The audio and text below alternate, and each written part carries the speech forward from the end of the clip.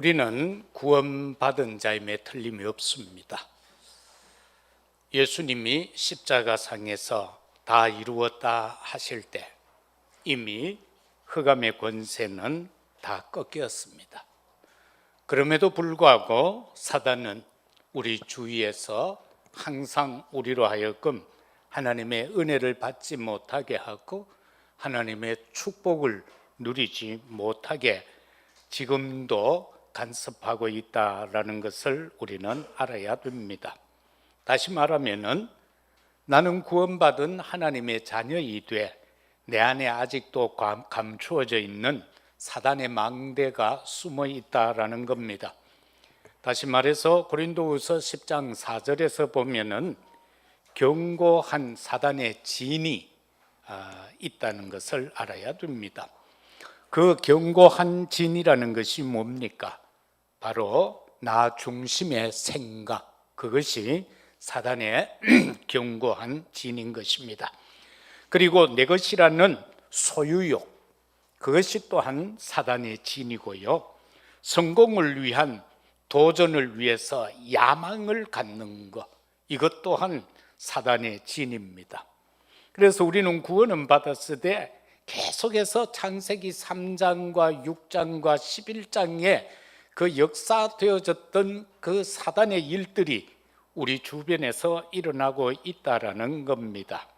그뿐만이 아니고 우리는 알게 모르게 이 우상이라는 것에 영향을 받고 있습니다. 그리고 종교에 빠진 삶을 살아가고 있다라는 겁니다.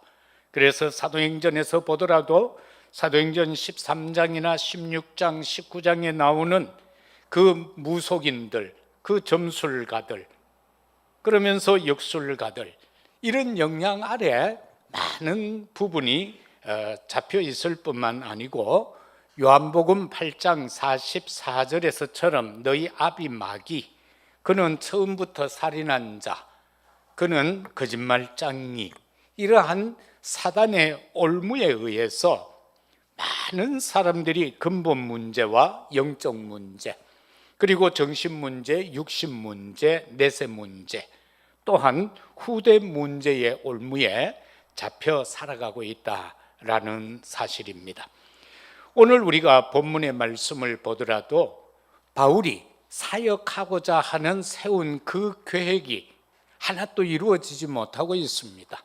하나님께서 막으시고 하나님께서 원하시는 방향으로 이끌어가고 있음을 볼 때에 우리 개개인을 향한 하나님의 절대 계획이 있다라는 사실을 우리가 꼭 기억해야 합니다. 우리 개개인에게 하나님의 계획이 있을 뿐만 아니라 하나님은 우리에게 태어날 때부터 달란트를 줬습니다. 그런데 오늘날 많은 젊은이들이 보면은 대학을 졸업했는데도 자기 달란트를 알지 못해서 방황하는 모습들을 많이 봅니다. 그래서 우리는 우리의 자녀들에게 하나님이 틀림없는 절대적인 달란트를 주었다라는 것을 믿고요, 내 아이들이 정말 그 달란트를 발견할 수 있도록 배후에서 기도해 주면 됩니다. 그러면은 조금 늦더라도 그 달란트를 찾아서 그 달란트의 삶을 살게 될 겁니다. 그리고 우리 또한 후대들 랩런트들은 본인이 아침, 점심, 저녁에 꼭 기도하세요. 단 5분씩이라도, 짧은 시간이라도 기도하게 될 때에 그 달란트가 발견이 됩니다. 그리고 조금씩 도전하세요. 도전했는데 안 되면은 계속해서 그것이 수정되어져 갈 겁니다. 그래서 결과적으로 하나님이 나에게 주신 달란트가 발견되어질 때에 그 안에서의 삶을 통하여서 하나님이 기뻐하시는 삶으로 바뀌어져 가게 될 겁니다. 오늘 우리는 이 읽은 말씀을 통해서 왜 바울의 전도 계획을 하나님이 막으셨나라는 것을 한번 생각해 보십시다. 내 생각하고 하나님의 생각은 다릅니다. 또한 내가 세운 계획과 하나님이 나를 통해서 하고자 하신 그 세우신 계획이 다르다는 것을 우리가 인정해야만 합니다. 그렇지 아니하고 내 생각을 고집하고 내 계획을 고집한다면은 우리는 항상 뭔가 막힌 삶을 살아가게 됩니다. 오늘 우리는 본문에 읽은 말씀에서도 보면은 하나님이 어떻게 막고 계시는가를 볼 수 있는데 6절에서 성령이 말씀을 전하지 못하게 했다라고 기록을 합니다. 우리가 복음을 전하고자 할 때에 하나님은 그 어떤 것을 통하여서든지 말씀을 전하지 못하게 합니다. 막 환경을 통해서 못 전하게 하고 분위기를 막 이상하게 해서 정확한 복음 전하지 못하게 하는 경향을 봅니다. 옛날에 이렇게 보면은요, 신방을 이렇게 가게 되면은 막 어떤 집에는 가면은요, 대신방 할 때 개가 막 난리를 칩니다. 도무지 예배가 안 될 정도로 개가 짖어대요. 왜? 그 집에서는 한 번도 찬송 소리가 안 울렸다는 겁니다. 그러니까 갑작스럽게 막 찬송 소리 1년에 한 번씩 찬송 소리가 나니까 개가 놀라서 막 짖는 겁니다. 그래서 정말 보면은 성령이 말씀을 전하지 못하게 한다. 그 여러분이 현장에서 복음 사역을 할 때 한 번씩 느꼈을 겁니다. 어떤 데는 가면은요, 막 분위기가 좋아서 그냥 말씀이 내가 생각지도 않았는데 막 퍼포스처럼 말씀이 막 나올 때가 있잖아요. 근데 어떤 데는 막 준비를 단단히 해가 갔는데도 가면은 막 막혀. 이래 막히고 저래 막히고 막 답답할 때가 있잖아요. 그 성령이 지금 막고 있다는 겁니다. 그런가 하면은 7절 말씀에서 보면은 예수의 영이 허락지 아니했다. 성령을 또 여기서는 이렇게 표현했죠. 예수의 영이 허락하지를 아니했다라는 겁니다. 바울은 지금 자기가 가고 싶은 동네가 있잖아요. 이 아시아 지역, 소아시아 지역, 자기 고향이 있는 지역. 그리고 나중에는 또 안디옥에도 가고 싶고 막 그렇게 하거든요. 그리고 또 본도에 가서도 복음을 전하고 싶어 해요. 그런데 하나님이 그걸 다 막아요. 말씀을 못하게 하고 그리스도의 영이 막고요. 그래서 이게 뭐지 하고 기도하고 있을 때에 저 마게도냐에서 한 사람이 환상에 보입니다. 여기로 와서 복음을 전해달라고 말입니다. 그러면서 그 팀이 기도하면서 깨달은 게 뭡니까? 아하, 바로 하나님이 저 사람들에게 가서 복음을 전하라라고 우리를 부르셨구나라는 것을 깨닫게 되어졌다라고 말씀합니다. 바로 하나님께서 깨닫게 하시는 방법이 역시 9절에서 10절까지 기록이 나오는데, 여기서 먼저 우리가 생각해야 될 것은 바로 뭡니까? 하나님의 계획을 볼 수 있는 말씀, 이게 되어져야 한다라는 겁니다. 우리가 하나님의 뜻을, 방법을 깨달을 수 있는 것은 말씀을 통해서입니다. 하나님은 이미 우리에게 신구약 66권을 통해서 다 답을 주고 계십니다. 우리가 어떤 인생을 살고 어떻게 걸어가야 할 것을 여기에 세세하게 기록을 다 해뒀습니다. 시편 119편 105절에서는 보면은 주의 말씀은 내 발의 등이요 내 길의 빛이니이다 라고 말씀합니다. 105편 130절에서 보면은 주의 말씀을 열면 빛이 비치어서 우둔한 사람을 깨닫게 하신다. 하나님의 말씀은 우둔한 사람까지 깨닫게 한다라는 사실입니다. 133절 말씀에서는 또한 나의 걸음을 주의 말씀에 굳게 세우고, 우리의 걸음을 주의 말씀에 굳게 세우겠다라고 약속했습니다. 어떤 죄악도 나를 주관하지 못하게 한다라고 말씀하고 있습니다. 바로 말씀만이 우리의 길을 정확하게 이끌어 가십니다. 어느 정도로 깨닫게 합니까?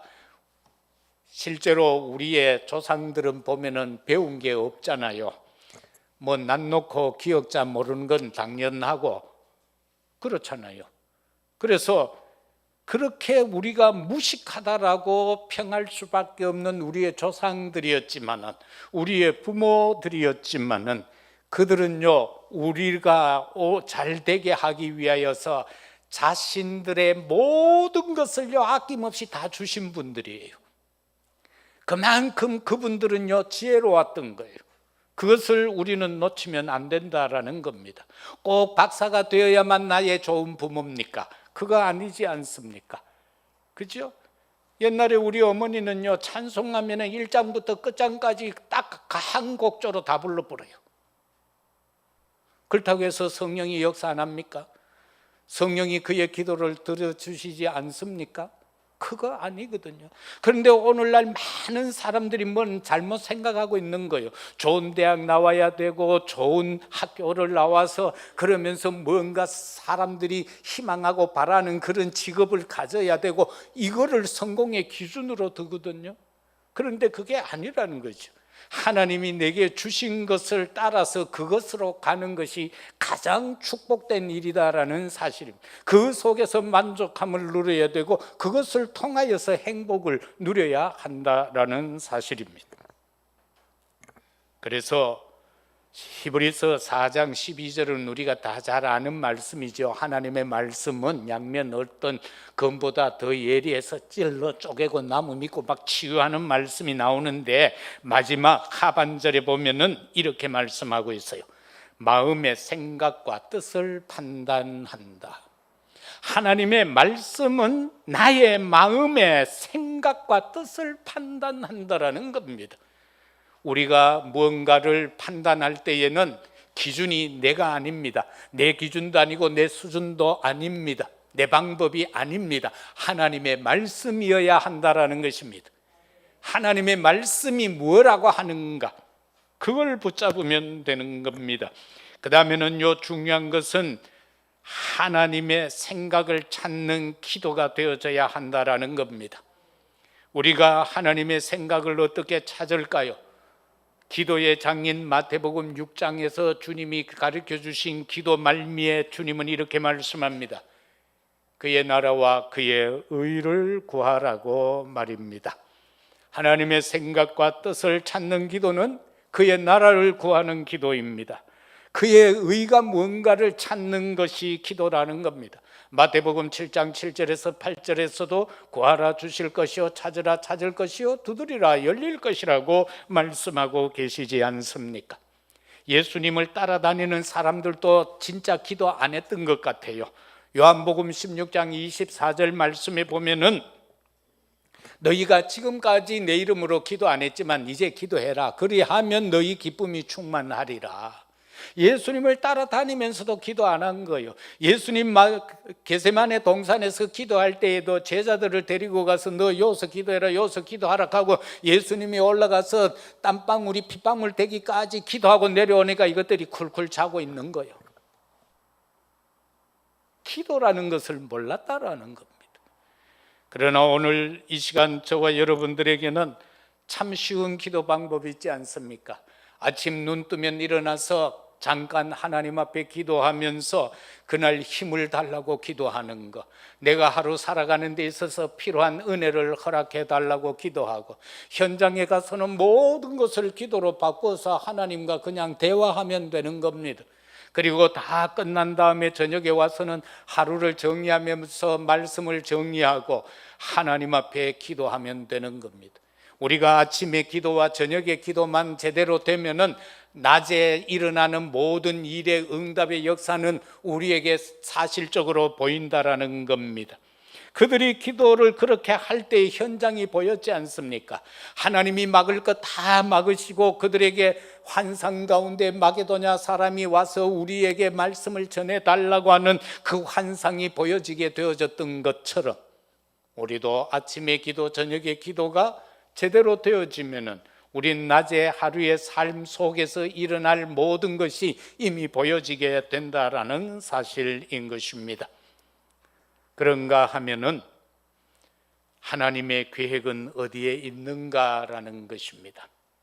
하나님이 인간의 계획을 바꾸시는데 하나님의 계획이 어디에 있느냐라는 것을 우리는 사도행전 17장 25절에서 보면은 또 무엇이 부족한 것처럼 사람의 손으로 섬김을 받으시는 것이 아니니 이는 만민에게 생명과 호흡과 만물을 친히 주시는 이심이라.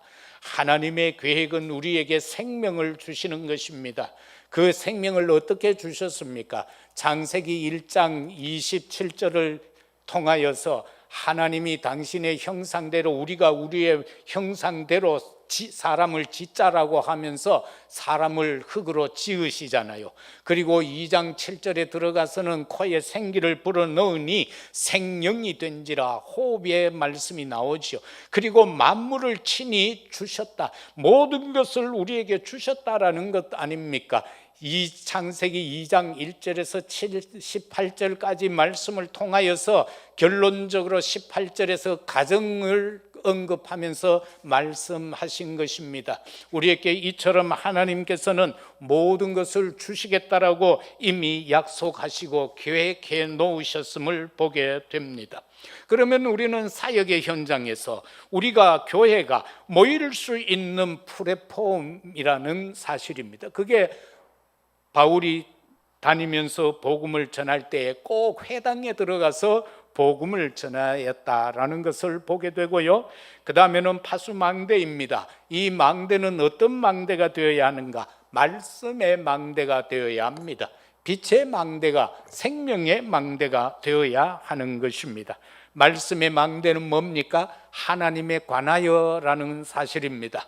우리가 무엇을 전해야 합니까? 하나님에 관한 것을 전해야 합니다. 하나님의 나라에 대한 것을 전해야 합니다. 오직 복음만 전해야 된다. 이것이 바로 말씀의 망대, 파수망대다라는 사실입니다. 그런가 하면은 하나님의 계획 속에는 영적인 안테나의 계획이 있습니다. 그것은 바로 기도하는 사람인 것입니다. 우리가 오늘 본문부터 시작해서 16장, 17장, 18장 계속해서 나가면서 보면은요, 강가에서 그들은 기도하고 있습니다. 이게 어마어마한 거예요. 그런가 하면은 성전에서 제9시 기도 시간에 기도하고 있는 모습을 보고 있지 않습니까? 그러면은 이제 하나하나 하나님이 길을 막으셨고 하나님이 문을 여신 곳에 대한 하나님의 계획을 한번 보십시다. 16장 11절에서 15절을 통해서 보면은 이제 드디어 마게도냐 처성 빌립보에 들어갔을 때에 왜 하나님께서 바울팀을 이 빌립보로 인도했겠습니까? 그거는 딴 것 아닙니다. 기도하는 사람이 있는 그곳이기 때문에 그러합니다. 저와 여러분이 기도하고 있으면 하나님은 은혜를 베푸시고 하나님은 역사하시게 될 것입니다. 만남의 축복을 주신다라는 사실입니다. 바울이 가서 기도할 곳이 있는가 하여 여러 사람에게 물어보니까 저 강가에 가면은 사람 빨래터가 있는데 거리로 가보라는 겁니다. 거기에 가보니까 이 빌립보의 많은 여성들이요, 빨래터를 가장해서 모여서 강가에서 기도하고 있는 거예요. 그만큼 이제 복음을 위하여 주를 사모하는 마음으로 기도하고 있는 그곳이 있기에 바울이 아시아 지역으로 가서 복음을 전하고자 했는데 그 모든 것을 막으시고 하나님은 지금 주님은 바울 팀을 마게도냐로 이끌어 가신 겁니다. 그것이 바로 어디입니까? 빌립보인 겁니다. 두 번째는 17장을 통해서 보면은 17장 1절에서 15절은 바로 데살로니가 현장 아닙니까?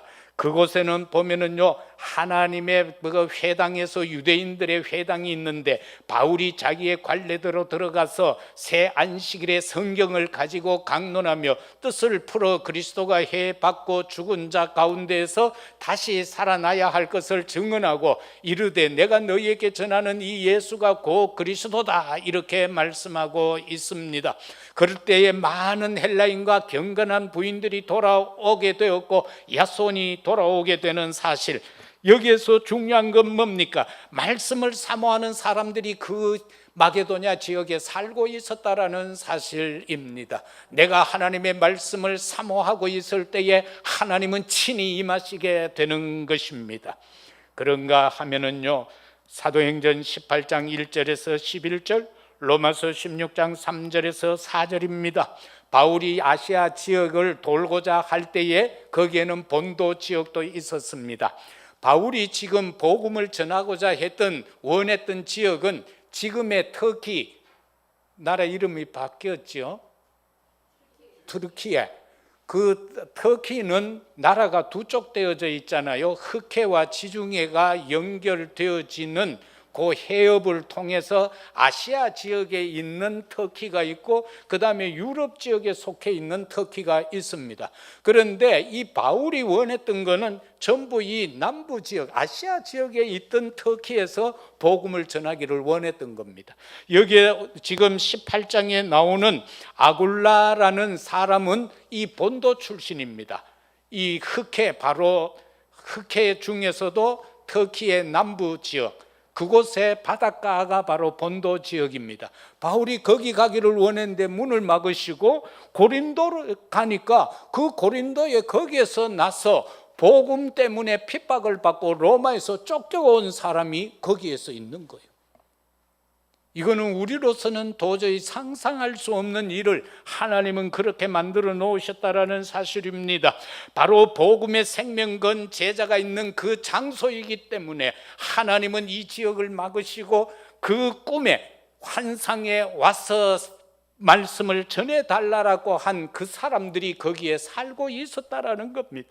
복음의 생명건자, 로마서 16장 3, 4절에서도 이 아굴라와 브루시길라에 대해서 말씀하고 있잖아요. 전도자 바울을 위하여 그 자기들의 목이라도 내어놓겠다라고 결단한 바로 동력자들이 모여있던 그 자리였기 때문에 그러합니다.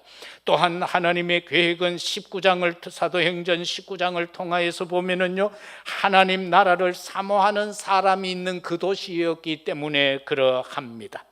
하나님께서 그 순서가 마게도냐 지역에 가서 빌립보에서 전하게 하고, 그 다음에는 데살로니가에서 17장 데살로니가에서 전하게 하고 18장 고린도에서 전하게 하고, 이 마게도냐에서 하나님의 계획하신 것을 다 전하게 한 다음에는 다시금 데살로니가 이 지역으로 19장 지역으로 옮겨가신 사실을 보게 됩니다. 그 지역이 바로 에베소라. 이 지역은 다시금 건너와서 남쪽 지역에서 복음을 다시 전하게 되는 모습을 보게 됩니다. 그런데 거기에는 어떤 사람들이 모여 있었는가? 하나님의 나라를 사모하는 사람들이 모여 있었다라는 사실입니다. 바울이요, 보면은 8절에서 바울이 회당에 들어가 석 달 동안 담대히 하나님 나라에 관하여 강론하며 권면하되, 그때에 거기에서 많은 사람들이 돌아오게 되고 나중에는 2년 동안 거기에서 복음을 전하게 될 때에 유대인, 거기에 사는 아시아에 사는 사람 중에 유대인이나 헬라인이나 다 주의 말씀을 듣게 된 사실을 말씀합니다. 그 현장에서 하나님은 바울의 손으로 놀라운 능력을 행하게 했습니다. 심지어 바울의 몸에서 손수건이나 앞치마를 가져다가 병든 사람에게 얹어버리면 병이 낫는 역사가 일어나죠. 그러니까 그거를 흉내내가지고 스게와의 7 아들도 말합니다. 내가 바울이 전하는 예수 그리스도를 빙자해서 내가 말한다라고 해요. 그러니까 귀신이 뭐라고 그럽니까? 나는 바울도 알고 그리스도도 아는데 너는 누구라고 하면서 덮쳐서 그 사람이 옷을 벗은 채 도망갔다라고 성경은 기록하고 있지 않습니까? 그러면서 에베소 지역에 많은 우상 숭배의 역사들이 있었는데 거기에서 하나님은 그 마술과 우상으로 가득한 이 데살로니가의 영적 상태를 깨뜨려 가고 있는 모습을 보게 됩니다. 사랑하는 성도 여러분, 저와 여러분들은요, 정말로 24, 25 영혼의 기도 속에서 진정으로 하나님의 말씀을 사모하고 정말로 내가 이 복음을 위하여 내 생명도 아끼지 아니하고 드려야 되겠다라는 그런 결단과 정말 하나님의 나라를 사모하는 그것이 된다면은 하나님의 계획은 나에게 분명히 임재하게 된다라는 사실 잊지 마시고 꼭 기억하시고 하나님 앞에 서서 하나님의 계획이 나를 떠나는 것이 아니라 하나님의 계획이 내게 임하여 역사되어지기를 기도하는 우리 모두가 되어야 되겠습니다. 세 번째로 우리가 생각할 말씀은 하나님의 궁극적인 구원 역사에 저와 여러분은 참여해야 될 것입니다. 성경은 말씀합니다. 하나님의 말씀을 우리가 전하지 않는다면은 그 핏값을 우리에게서 거두시겠다라고 말입니다. 디모데후서 4장 2절에서는 이렇게 말씀합니다. 때를 얻든지 못 얻든지 말씀을 전파하라라고 말입니다. 하나님의 구원인 계획은 점진적으로 이루어집니다. 창세기 3장 15절을 통하여 여자의 후손을 약속하셨고, 그런가 하면은 출애굽기 3장 18절을 통하여서는 어린 양의 피를 바를 때에 출애굽한 내용을 기록하고 있습니다. 그러면서 한 걸음 더 점진적으로 나아가서 이사야 7장 14절에서는 동정녀 탄생할 임마누엘에 대하여 말씀합니다. 그는 죄가 없다라고 말입니다. 그가 임마누엘로 우리와 함께 할 것이라고. 그런데 마태복음 1장 21절 이하에서는 그의 탄생하심에 대해서 말씀하고 계시고, 그가 누군가에 대해서 베드로를 통하여 고백하게 합니다. 마태복음 16장 16절에서 주는 그리스도시요 살아계시는 하나님의 아들입니다라는 놀라운 고백을 하게 되어지는 모습을 봅니다. 약속되신 그 메시아 예수는 이 땅에 오셨습니다. 그는 그리스도로서 우리의 과거와 현재와 미래의 문제를 완벽하게 해결하시기 위하여 십자가를 지셨습니다. 그리고 죽으셨습니다. 장사 지낸 바 되었다가 약속하신 대로 사흘 만에 부활하셨습니다. 40일 동안 하나님의 나라에 대하여서 설명하셨습니다. 우리 개개인에게 미션을 주셨습니다. 그리고는 너희 거할 처소를 내가 예비하러 간다, 내가 다시 온다라고 약속하시고 가셨습니다. 그러면서 그냥 가신 것이 아니라 성령 충만함을 약속해 주셨습니다. 그 약속을 붙잡고 기도하라는 겁니다. 그 약속 붙잡고 마가다락방에 120명이 모여서 기도하게 될 때에 오순절의 놀라운 역사는 일어나게 된 사실을 보게 됩니다. 그 사실을 가지고 우리는 정확한 복음의 증인으로 서야 한다라는 겁니다. 이 세상에는 갈급한 심령들 많습니다. 어둠에 방황하고 있는 심령들 많습니다.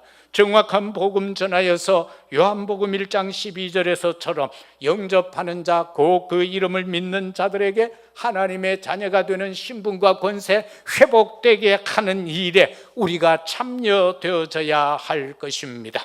그런가 하면은 빌립보로 가서 복음을 전할 때에 점치는 귀신 들린 여자를 치유함으로 인하여 이익이 끊어진 그 주인들이 고소를 해서 바울이 감옥에 갇힌 바 되어지게 됩니다. 그러나 바울은 거기에서 궁극적 구원 역사에 참여하게 됩니다.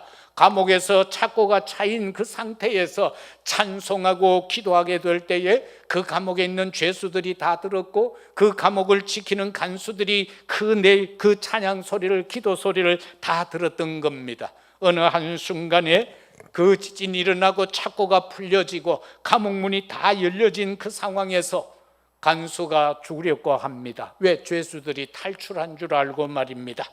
그 주기를 칼을 빼서 자살하려고 하는 그 순간에 바울은 말합니다. 멈추어라고 말입니다. 우리가 도망가지 않았다, 여기 있다.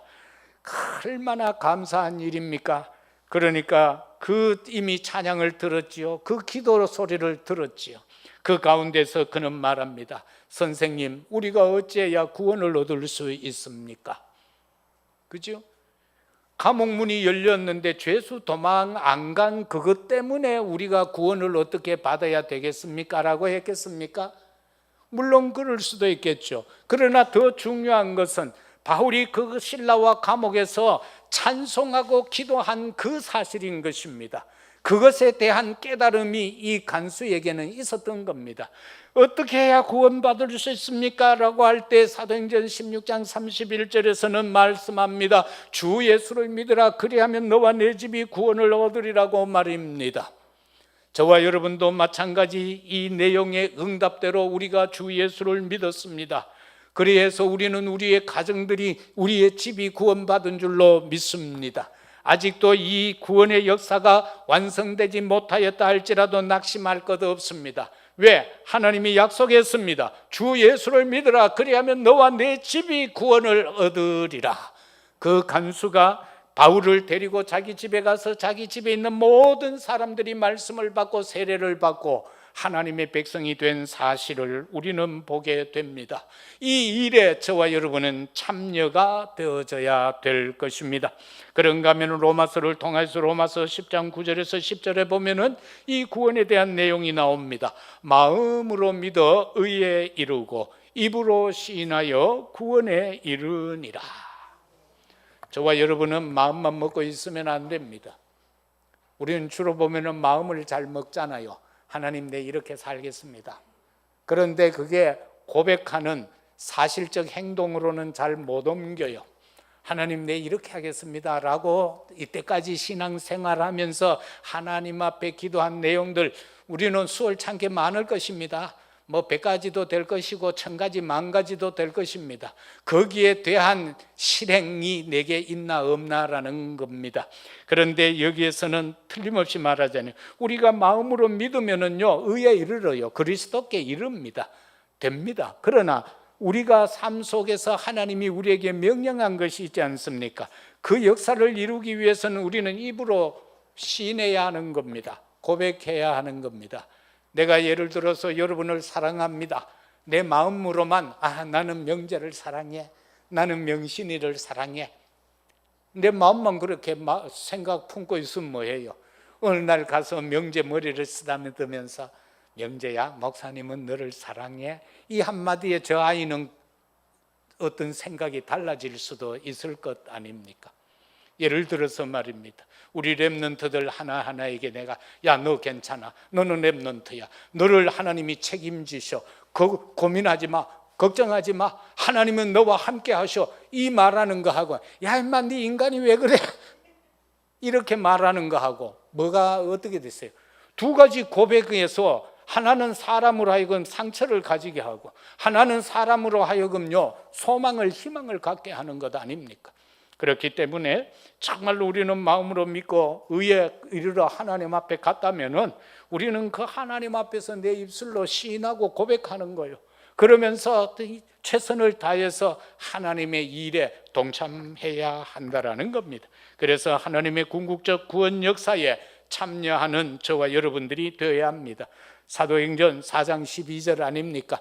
정말로 천하 인간의 구원 얻을 다른 이름을 주신 적이 없으니까 우리는 오직 예수 그리스도 복음만 증거하는 자들이 되시기를 바랍니다. 말씀 맺겠습니다. 하나님은 우리를 향한 절대 주권을 갖고 계십니다.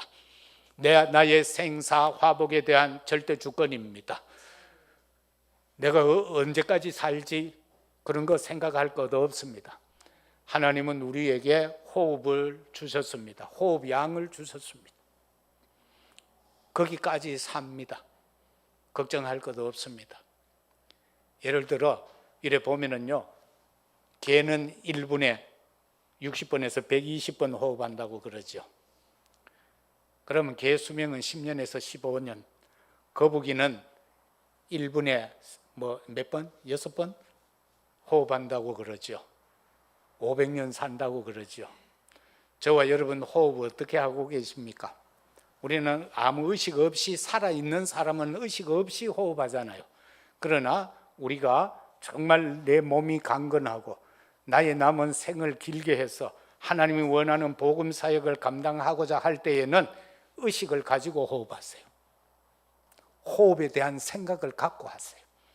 그래서 길게 들어쉬고 천천히 내뱉고, 걸어가면서도 길게 쉬고 뱉고. 우리가 엘리베이터를 딱 타보면 알잖아요. 어떤 사람은요 숨소리가 쇠 끊습니다. 그 사람 틀림없이 병들어 있는 사람입니다. 그런데 옆에 있어도 숨소리 하나도 안 나는 사람들도 있을 겁니다. 여러분 대부분 다 그렇게 하겠죠.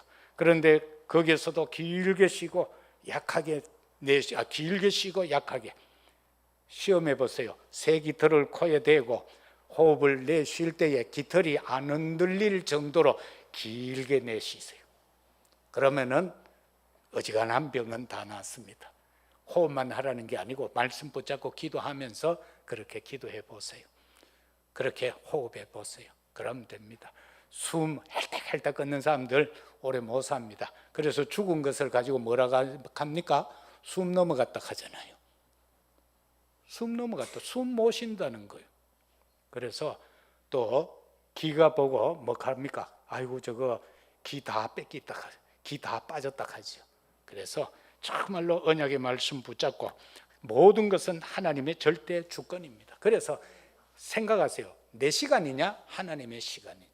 지금 여기에 나와 있는 이 시간이 내 시간입니까 하나님 시간입니까? 많은 사람들은요 이 시간을 다 자기 시간인 줄 알아요. 하나님의 시간인데 이걸 자신의 시간인 줄로 착각하고요 하나님 앞에 못 서는 거예요. 그래서 저와 여러분은 내 시간이냐 하나님의 시간이냐 여기에 답이 나와야 됩니다. 여러분이 직장에서 또는 사업터에서 모든 일을 할 때에도 내 시간이라는 생각을 버리십시오. 하나님의 시간입니다. 하나님의 시간, 하나님이 주신 그 시간을 통하여서 내가 하나님 앞에 어떤 영광을 돌릴 것인가, 내가 어떻게 하나님의 나라를 이룰 것인가, 그 생각으로 그 일을 하셔야 된다는 겁니다. 그러면 그 시간은 하나님의 시간이 되는 겁니다. 그러나 내가 잘 먹고 잘 살기 위해서 성공하기 위해서 한다면 그건 내 시간인 겁니다. 거기에 하나님이 크게 간섭할 이유가 없습니다. 그 다음에 우리는 하나님의 절대 계획 안에서의 삶을 살아야 합니다. 하나님의 절대 계획 속에서 감격을 항상 가지시길 바랍니다. 내 구원받았어, 기뻐. 옛날에 손분주 집사님 아시는 분은 아시잖아요. 그분은요 우리 교회 나올 때까지만 하더라도 설교 시간에 예수님 이야기만 나오면 울어요. 처음에는 어땠어요? 내가 복음 전하러 가면 도망가 보고 없어요. 어떤지는 농 속에 숨어 있어요. 어떤지는 이웃집에 가가 숨어 있어요. 그럼 며느리가 가가 붙들고 찾아와요. 그랬던 분이 복음을 받고는요 누나도 새벽기도 신발 신고 오다가 신발 벗겨지니까 그 눈 오는데 버섯만 신고는 신발 들고 새벽기도 오더라고. 우리 교회에 그래도 그런 분들이 있었다는 겁니다. 이 감격을 다시 한번 회복하는 우리들이 되어야 합니다. 그리고 우리는 항상 마음이요 연애하는 시절에 사람들이 설레임같이 정말로 우리가 신앙생활하면서 설레어야 돼요. 하나님 앞에 예배 드릴 때도 설레어야 되고요 날마다의 삶도 설렘을 갖고 살아가십시오. 일을 하든 사업을 하든 공부를 하든 설렘을 갖고 하라 말입니다. 예를 들어 우리 보라가 일을 하는데 애들 골치 아프잖아요. 말도 잘 안 듣잖아. 저거 엄마 말도 안 듣는 게 와가지고 뭐 조만한 선생님 말 듣겠어? 그러다 보니까 예를 들어서 평안함이 좀 사라져. 그러니까 피아노 치는데 막 힘껏 때리는 거야. 그러니까 손목 아픈 거야.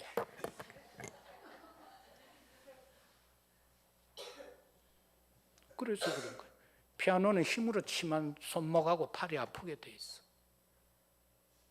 기쁜 마음으로 새가 날아가듯이 싹싹. 뭐 피아노 전공자가 아니니까 그렇지만은 실제 전공자들도 힘줘가 치면 피아노 다 부숴버려요. 그러나 진짜 가볍게 쳐야 돼. 그래서 그게 다 그 속에 다 있습니다. 설레임. 그리고는 열정이 있어야 돼. 내가 하나님 백성이잖아. 구원받았잖아. 성령이 충만하잖아. 그러면은 그 열정을 가지고 모든 걸 감당하시기를 바랍니다. 그런가 하면은 정말 우리 구원의 감격, 영원한 언약 되신 예수 그리스도 때문에 행복하시기를 바랍니다. 예수님 때문에 행복해야 돼요.